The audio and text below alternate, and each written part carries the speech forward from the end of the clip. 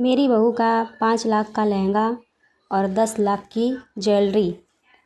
ये कहानी है एक छोटे से गांव की। निर्मला अपने दरवाजे पर टकटकी लगाए देख रही थी, तभी उसकी बेटी मालती वहां पर आती है और अपनी माँ को इस तरह दरवाजे पर टकटकी लगाए देखकर कहती है, अरे माँ बस भी करो, क्या टकटकी लगाकर देख रही हो दरवाजे पर? क्या निहार रही हो? अभी भाभी भैया थोड़ी आएंगे, वो सुबह आएंगे। अरे ऐसे कैसे ना देखूं? मेरा इकलौता बेटा है जो अपनी पसंद से बहू ला रहा है, आखिर मैं भी तो अपने बेटे की पसंद देखूं तो। ठीक है, फिर आप अपनी बहू का इंतज़ार करते रहो, मैं तो चलती हूँ सोने, मुझे बहुत नींद आ रही है। इस तरह मालती वहाँ से अपने कमरे में सोने के लिए चली जाती है, तो वहीं निर्मला अपनी बहू का इंतज़ार करती रहती है। देखते ही देखते रात से सुबह हो जाती है और अब सुबह के 6 बजे थे, तभी विशाल नई दुल्हन को लेकर दरवाजे पर आता है। अपनी बेटी बहू को देखकर निर्मला खुश हो जाती है और खुशी से वो अपनी बेटी को आवाज़ लगाती है, अरे मालती, ओ मालती देख, तेरा भैया भाभी आ गया है, अब जल्दी से एक पूजा की थाली ले आ, तेरे भैया भाभी को आरती उतार कर उन्हें घर में ले जाऊंगी।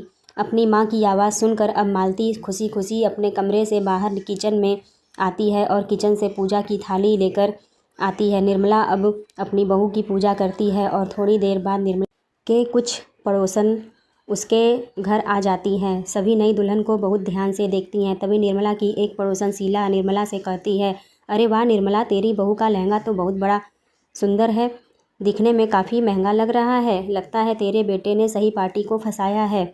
हाँ बहन, मेरी बहू का यह लहंगा पूरे 5 लाख का है और ये मोटी पार्टी क्या होती है? अरे अब से यह कोई मामूली लड़की नहीं है, बल्कि मेरी बहू है, मेरी यानी निर्मला की। चलो अच्छा ठीक है, आखिर तुझे भी अब तेरी बहू के साथ ही तो रहना है। थोड़ी देर के बाद अब सभी लोग अपने अपने घर चले जाते हैं। मालती अपनी भाभी को उनके कमरे में ले जा, बहू अपनी ननद के साथ जा और थोड़ी देर आराम करके तैयार हो जाना, कुछ घंटे तुम्हारी मुँह दिखाई की रस्म शुरू करने वाली हूँ। जी माँ जी। इस तरह मालती अपनी भाभी को उसके कमरे में ले जाती है और थोड़ी देर आराम करने के बाद मालती तैयार हो जाती है। फिर कुछ देर के बाद मुँह दिखाई की रस्म शुरू हो जाती है और निर्मला के घर में धीरे धीरे आस पड़ोस के लोग आ जा रहे थे। तो सभी पड़ोसन देखती है कि नई बहू ने बड़ा सा सोने का हार और बड़े बड़े कान के साथ में बड़ी सी बिंदिया पहनी हुई थी। यह सब देखकर निर्मला की सहेली जो उसकी पड़ोसन भी थी, वह निर्मला से कहती हैं, अरे निर्मला, तेरी बहू ने तो महंगे लहंगे के साथ बड़ी महंगी ज्वेलरी पहनी है, लगता है तेरे बेटे ने बड़े अमीर घर की लड़की से शादी की है। वह तो है करुणा बहन, मेरी बहू का लहंगा 5 लाख का है तो, लेकिन उसकी ज्वेलरी पूरे 10 लाख की है और भले ही मेरे बेटे ने लव मैरिज की है, लेकिन बड़े ही अमीर घर के लोग हैं। तभी उसकी सहेली बोलती है, हाँ निर्मला, तू तो बड़ी भाग्यशाली निकली।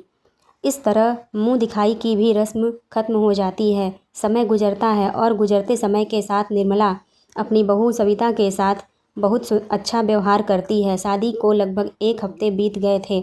ऐसे ही एक दिन सविता अपनी सास निर्मला के पास आती है और कहती है, माँ जी, घर में सारी सब्जियां खत्म हो गई हैं, साथ ही घर में और भी चीज़ें खत्म हो रही हैं, जैसे दाल मसाले और भी बहुत कुछ। ठीक है बहू, मैं अभी बाज़ार जाकर सामान ला देती हूँ। अब निर्मला बाज़ार जाने के लिए निकल पड़ती है।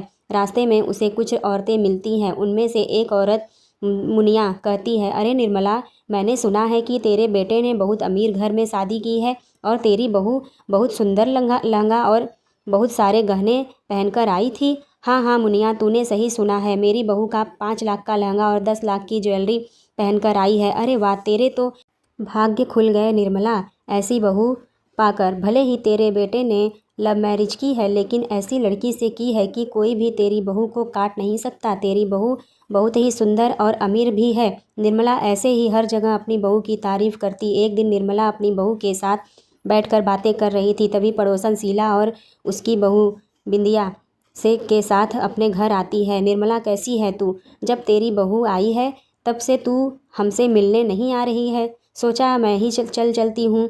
ठीक है, आओ बैठो। सोचा मैं ही तेरा हाल चाल ले आऊँ। मेरी बहू बिंदिया भी बड़ी जिद कर रही थी, उसे तेरी बहू देखनी है, क्योंकि जब से यह शादी करके आई तब मेरी बहू अपने मायके गई थी। अब बहू की जिद देखकर सोचा कि मैं तेरे घर ही चल चलूँ। अरे आओ ना, यह तुमने बहुत अच्छा किया। शीला बिंदिया सविता को ध्यान से देख रही थी। कुछ देर बाद बातें करने के बाद जब वह लोग अब बाहर आए तब बिंदिया शीला से बोलती है, माँ जी, आंटी तो कहती हैं कि उनकी बहू बहुत अमीर घर से है, लेकिन उनकी बहू सस्ती साड़ी पहनी थी। दोनों सास बहू आपस में बात कर रही थी। सास बोलती है, हाँ बेटा, मुझे भी यही लगता है, कहीं से ये अमीर नहीं लगती है।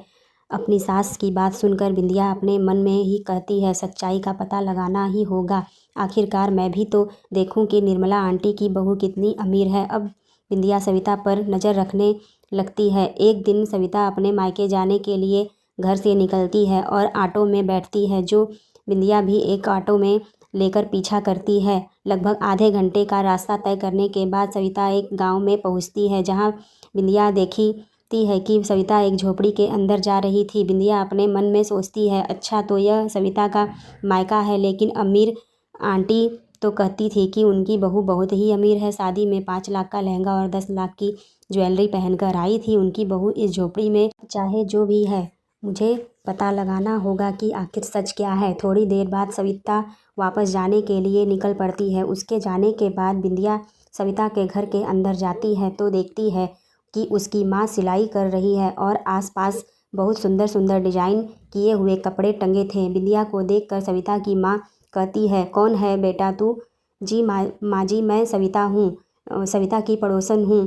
किसी काम से गांव में आई थी तो सोचा आपसे भी मिल लूँ। सचमुच आंटी, आप बहुत अच्छे कपड़े सिलती हैं। मानना पड़ेगा आंटी, इतने अच्छे कपड़े सिलकर आपने अपनी बेटी की सारी ख्वाहिशें पूरी कर दी। तभी तो आपने उन्हें 5 लाख का लहंगा और 10 लाख की ज्वेलरी दी है। अरे नहीं बेटा, तुम्हें गलतफहमी हो रही है। मैंने सविता को 5 लाख का लहंगा नहीं दिया और न ही 10 लाख के गहने दिए। अरे मैंने मेरी बेटी के लिए वह लहंगा खुद सिला है, क्योंकि मेरी बेटी का सपना था कि उसकी शादी के लिए मैं अपने हाथों से उसके कपड़े सिलूं।